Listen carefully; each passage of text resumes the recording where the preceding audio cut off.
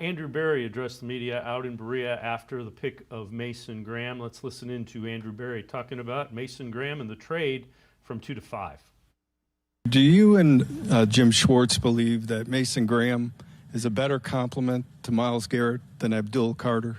I wouldn't necessarily. I mean, look, we'd love to have both of them, Tony. Just to be candid, the reason we like Mason is because he has the ability to be an excellent pass rusher from the interior, and that's really, really hard to find. It's a premium skill set now in the NFL. Those guys, they make a lot of money, and they very rarely become available. In terms of Abdul, whether the pass rush comes from the edge or the interior, preferably both, it doesn't matter to us, but we'll always take pass rushers.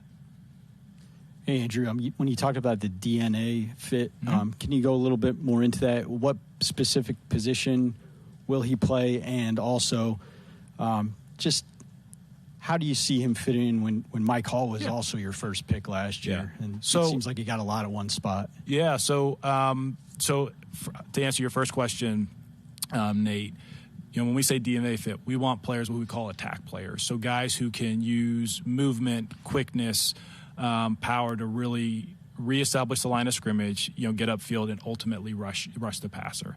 The D-line, they're the engine of our defense, and their job is really just to mess things up at the line of scrimmage. It's to attack and disrupt, and that's a perfect fit for both Mason's physical skill set as well as his competitive personality.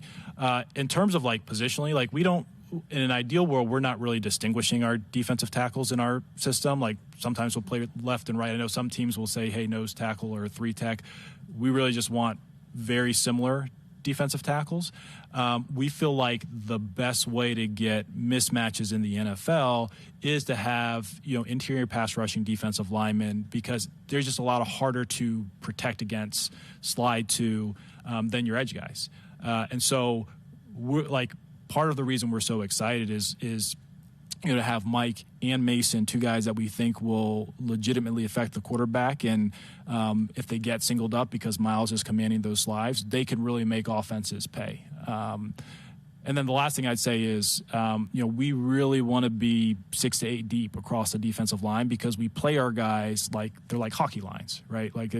So we really shuffle them in and out because we demand so much of them running to the ball, getting off the ball, that you can't play with that intensity for 90% of the snaps per the game.